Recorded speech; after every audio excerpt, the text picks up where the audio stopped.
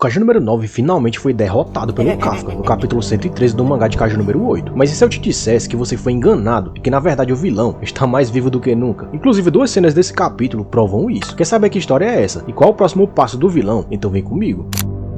O Kaiju número 9 se mostrou um excelente vilão de Kaiju número 8, carismático, mesmo falando pouco, perigoso, mesmo quase não aparecendo, e até complexo, depois de revelar que tinha certa inveja da humanidade. Mas o que mais chamou a atenção nele foi a sua inteligência, que por vezes colocou ele na frente da tropa de defesa em diversas situações, sendo que se não fosse a presença do Kafka, ele teria sido bem sucedido na maioria dos seus planos, e por fim, teria dominado a humanidade inteira. Por esse conjunto de fatores, e pela importância do Kaiju número 9 na história, é que eu considero ele não só o grande vilão de Kaiju número 8, como um dos grandes vilões shonens no geral. Outro ponto interessante do vilão é a sua capacidade de evolução, que ele emulou depois de observar tantos humanos, coisa que fez ele ser classificado como um Kaiju do tipo vírus, que é capaz de se adaptar às mais diversas situações. Basta lembrar que ele copiou quase todas as técnicas do Kafka com perfeição, logo depois de ser acertado por elas nesse último arco. Mas todos esses poderes foram o resultado da sua habilidade primordial, que era de absorver outros seres, tomando assim os seus poderes para si. Foi com isso inclusive que ele absorveu o diretor Isao Shinomiya, o Mega Kaiju de Mereki e o Samurai número 8, como mostrado no capítulo 113, e naquela visão quando o vilão tentou fazer o mesmo com a Minashiro. Com isso, o Kaiju número 9 evoluiu de um Kaiju irracional, como mostrado na abertura do anime, e como eu explico nesse vídeo aqui, para um Kaiju humanoide de porte menor, passando por várias transformações para superar seus novos inimigos. Mas mesmo com tudo isso, o Kafka, de posse dos poderes do Kaiju número 8, conseguiu superar o vilão e vencê-lo definitivamente. Inclusive o próprio Kaiju número 9 confirmou isso no último capítulo, confirmou que foi sim vencido e que aquele era o seu fim. Mas será que isso é verdade mesmo? Será que ele foi de arrasta pra cima ou Naoya Matsumoto enganou todo mundo? Relendo o capítulo, eu acabei mudando totalmente de opinião e chegando na conclusão que o Kaiju número 9 não morreu, e vários detalhes do capítulo 113 provam isso. Vou começar com o ponto mais simples até o mais consistente, mostrado na última página, e no final do vídeo eu tenho certeza que você vai concordar comigo. O primeiro detalhe que prova que o Kaiju número 9 não morreu é uma fala do operador do QG no momento em que o Kaiju número 8 acerta o seu último golpe, pois ele disse que o ataque tinha sido certeiro e o núcleo Kaiju do vilão tinha sido danificado. Só essa palavra usada pelo operador já muda tudo, porque ele afirma que pelo menos a consciência do vilão foi mantida intacta, tipo como aconteceu com o Kaiju número 10 depois de ser derrotado. Lembrando que o QG tem diversos drones sobrevoando aquele campo de batalha, equipados com os mais diversos sensores, que conseguiriam detectar com facilidade tanto a presença de vida Kaiju ao redor, quanto até mesmo o nível de fortitude delas. Então eles não errariam nessa leitura tão simples. É a mesma coisa de um médico não saber ler o pulso de uma pessoa e não saber se ela está viva ou não. Não faz sentido. Já a leitura do Kafka é um pouco diferente, porque ele conclui que tinha destruído o núcleo e vencido o vilão. Só que essa leitura é errada, e a fala posterior dele prova isso, porque depois que o vilão levou ele para aquela visão do passado, o protagonista, ao ver o Kid Kaiju número 9 na sua frente, não sabe responder se ele estaria vivo ou não. Ou seja, o Kafka, apesar de ter a habilidade de sentir a presença de outros Kaijus naquela hora, não conseguia definir se o vilão estava vivo ou não, o que é no mínimo curioso, mas escancarou quanto o autor enganou a gente na última página. Mas já vamos falar sobre isso. Depois de levar o Kafka para aquela visão, o Kaiju número 9 em sua versão menor fala algo bem interessante, e eu preciso trazer esse trecho aqui para que você entenda como a gente foi enganado nesse capítulo. O vilão logo chega na conclusão de que se o Kafka, que era o atual hospedeiro do Kaiju número 8, não lembra daquele cenário de batalha, logo ele não se conectou ainda com o outro ser. Na primeira leitura, eu até imaginei que ele estivesse falando do Kaiju parasita, o que faria todo sentido, pois com o Kafka cada vez mais tendo seus órgãos convertidos em órgãos Kaijus a cada nova transformação, logo ele se tornaria um Kaiju por completo. Logo ele se tornaria um só com o Kaiju parasita, podendo até se comunicar com ele de forma mais ampla. Só que na verdade, eu acredito que ele esteja falando do samurai antigo, que inclusive tem a máscara mostrada nessa mesma visão. Mas por que o vilão falou que o Kafka se conectaria eventualmente com aquele samurai? A resposta é simples, porque aquele espadachim era o antigo hospedeiro do Kaiju parasita. Ele era o que eu costumo chamar aqui no canal de Samurai número 8, antes do Kafka. Sobre isso, eu explico bem mais nesse vídeo aqui. Confere aí que tá bem bacana. Mas eu vou contar rapidamente o que eu acredito que aconteceu. O Kaiju número 9 já tinha certa inteligência na era auge dos samurais, e por isso começou a fazer diversas experiências com os humanos, a fim de descobrir mais sobre eles e a energia da falha, que eu explico nesse vídeo aqui. E depois disso, ele começou a soltar suas experiências no mundo, o que levou à criação de uma unidade especial de espadachins que passaram a combater esses monstros no Japão. Logo, o Kaiju número 9 ganhou um principal inimigo, o líder desse esquadrão, que travou algumas batalhas contra ele, até que culminou naquela batalha final de Mereki, onde o vilão usou o Mega Kaiju para dizimar o seu maior inimigo e seus companheiros, absorvendo todos eles enquanto eles estavam feridos e esgotados, incluindo o próprio Mega Kaiju. Mas como simples espadachins, puderam enfrentar tais inimigos de igual para igual. Meu palpite é que esse samurai antigo, que inclusive pode ser o ancestral do clã Roshina, foi o antigo hospedeiro do Kaiju parasita, sendo assim o Kaiju número 8 do passado. Isso que eu acabei de narrar encaixa perfeitamente em todos os fatos mostrados até aqui no mangá. O fato do Kafka vê um fantasma desse samurai no templo de Mereki, o que mostra que eles possuem uma conexão, já que como vimos com a Kikoru, novos usuários de armas numeradas podem ter acesso às memórias dos antigos usuários. A fala do Kaiju número 9, quando diz que o Kafka ainda se conectaria com ele e assim teria acesso às memórias do passado. A própria revelação do vilão em dizer que o Kaiju parasita, ou aquele samurai antigo, guardava um grande rancor contra ele, e que por isso o Kafka despertou os poderes latentes do Kaiju número 8, dentre outras coisas. Se falar que o Kaiju parasita não escolheu o Kafka como hospedeiro aleatoriamente. Cada detalhe desse separado pode parecer bobo, mas quando juntos, podem provar não só que esse samurai antigo já foi parasitado pelo Kaiju parasita, como ele e o Kaiju número 9 possuem um passado como inimigos juramentados, e que o Kafka sem querer foi inserido nesse contexto, tipo Sasuke e Naruto, herdando a vontade de Ashura e Indra. Mas em que isso prova que o Kaiju número 9 não morreu? Eu já expliquei que o vilão tá vivinho da Silva, com o lance do núcleo danificado, mas vamos além agora. Na última página do capítulo 113, a Minashiro presencia sem palavras o Kaiju número 8 sendo acertado no peito por uma estocada do Kaiju número 9, que aparentemente estava morto já. Mas será que foi isso mesmo? Será que o vilão foi de base e quis levar o Kafka com ele? Eu aposto que não. O Naoya enganou todo mundo com essa cena, mas ela não é nada do que parece. Só que antes de falar do que eu acho que aconteceu, vamos explorar algumas outras possibilidades interessantes. Primeiro que de dentro da visão, o Mega Kaiju de Mereki tinha acabado de se libertar, portanto aquele ataque já poderia ser da nova ameaça, que já queria tirar do caminho o Kaiju número 8, antes de sair tocando terror. A segunda possibilidade é que aquela tenha sido a forma que o Kaiju número 9 encontrou de conversar com o Kafka na sua mente, tendo contato com seu núcleo, e é por isso que ele precisava acertar ele, antes de mostrar aquela visão. Basta lembrar que aconteceu algo parecido com o Kaiju número 9, quando ele mostrou aquela visão de Paris infectada por Kaijus ao Kafka, e na vez em que ele mostrou seu interior para a mina, quando tentou absorver ela. Nas duas vezes, e até no episódio com o diretor Isao, ele precisou fazer contato físico com aqueles que ele queria mostrar algo. Dito isso, talvez o vilão só tenha feito contato físico mesmo com o núcleo do Kafka, mas a cena deu a entender que ele estaria ferindo o Kafka mortalmente. A terceira possibilidade é que o vilão realmente tenha dado uma de kamikaze e tenha tentado levar o Kafka com ele, acertando seu último golpe no protagonista, enquanto ele estava distraído. Só que até isso pode não ser o que parece, porque o Kafka tinha como escapar disso de forma até fácil. Basta lembrar que o Kaiju número 8 já foi atingido no peito nessa mesma batalha antes, e quase teve o seu núcleo destruído, então é totalmente plausível que o protagonista tenha trocado o seu núcleo de lugar para evitar ser ferido gravemente. O Kafka não só tem essa habilidade, como tem a inteligência para pensar nisso. Basta lembrar que ele aprendeu 2 estilos de luta distintos em poucos meses, e também foi ele que pensou na estratégia de buscar a arma perdida da mina, que foi crucial para vencer o vilão. Mas de longe, a possibilidade em que eu mais acredito é que o Kaiju número 9 não tenha acertado o Kafka com a intenção de acabar com ele, coisa nenhuma, mas tenha ajudado ele naquele momento. Como assim, cara? Calma que você já vai entender. O Kaiju número 9 levou o Kafka para aquela visão para fazer exatamente o que o Yuji Itadori tentou fazer com Sukuna lá em Jujutsu Kaisen, para tentar resolver seus problemas com ele. Só que ele imaginava que o Kafka já tinha se conectado com o passado, portanto sabia o que tinha acontecido e o que ele tinha feito antes, e que por isso poderia entender um pouco sobre as suas motivações. Só que ele não sabia. O simples fato do Kafka ser um inocente nessa história toda muda tudo. Digamos que o vilão pretendia jogar na cara do Kafka que a linha entre o bem e o mal é uma linha fina que muda de lado de acordo com o ponto de vista de cada um. Por exemplo, para todos na tropa de defesa, o Kaiju número 9 é a pior desgraça que já pisou na Terra, mas o simples fato de não conhecermos o seu passado, ou o fato dele tirar de circulação um Kaiju tão perigoso quanto o Mega Kaiju de Mereki, pode fazer dele algo totalmente diferente na perspectiva de alguém. Foi por isso que eu te trouxe todo esse contexto. Se o Kaiju número 9 tinha um Kaiju parasita como inimigo e vice-versa, ele achava que o Kafka, por saber daquele passado sangrento, também era um instrumento de toda aquela guerra de eras. Mas o simples fato do protagonista não ter essas memórias faz dele alguém inocente nessa história toda, pelo menos em relação às guerras que foram travadas entre Kaijus e humanos no passado. Em outras palavras, toda vez que o Kafka lutou contra o vilão e os seus lacaios, não foi para se vingar dele ou para exterminar a raça Kaiju porque ele odiava eles, mas porque ele estava tentando proteger as pessoas e os seus amigos. Não foi nada além disso. Isso desarmou totalmente o Kaiju número 9, que ainda pretendia passar na cara a hipocrisia do Kafka e o fato dele ser um Kaiju e caçar sua própria raça. Só que de novo, o Kafka não se transformou ainda por completo em um Kaiju, sem falar que ele não teve escolha ao ser parasitado. Isso, somado a tudo que eu já falei até aqui, deixou o vilão totalmente sem argumentos. Então, vendo que estava errado em culpar o Kafka por frustrar os seus planos, ou até culpar ele por lhe perseguir por uma ação do passado, o Kaiju número 9 usou a sua última gota de energia para ajudar o Kafka, dando aquela estocada nele. E de novo, nem tudo é o que parece, galera. Preste atenção. O que pode parecer um ataque mortal, talvez seja só a forma do vilão de se conectar ao núcleo do Kaiju número 8, como ele fez antes. Mas qual é o objetivo dele em fazer isso? As possibilidades são muitas. O Kaiju número 9 sabe que o Mega Kaiju de Mereki é uma grande ameaça, talvez até maior do que ele, e que ninguém ali no Japão, incluindo o Kafka, está preparado para conseguir pará-lo, ainda mais sabendo que o protagonista já está todo esgotado. Diante desse fato, ele pode ter se arrependido ao ponto de dar os seus poderes ao Kafka, tornando ele muito mais forte, a fim de ajudar a combater aquela ameaça, ou no mínimo, ele vai destravar suas memórias, para que ele tenha acesso a todo o arsenal de habilidades do Kaiju número 8, e para que a gente também saiba, pelo menos um pouco do que aconteceu no passado. Talvez isso até revele que o Kaiju parasita está fadado a tomar o corpo do Kafka no futuro, para tocar o terror. Por que não? Tem que ser uma dessas coisas, porque eu não vejo o Kafka caindo e o Mega Kaiju de Mereki solto na cidade, fazendo o que quer. Se não, ninguém mais vai conseguir pará-lo. E aí, pode decretar o final do mangá, porque não teria mais o que fazer, já que todos os usuários de armas numeradas estão esgotados de tanto usarem seus poderes. Agora eu quero saber de você. Curtiu a teoria? Acha que isso faz sentido? Ou acha que o Kafka realmente foi ferido e vai de arrasta pra cima? Deixa sua opinião aí embaixo e não sai do vídeo sem se inscrever no canal, ativando o sininho para ser avisado dos próximos vídeos de Kaiju número 8. Obrigado por me ouvir até aqui e valeu!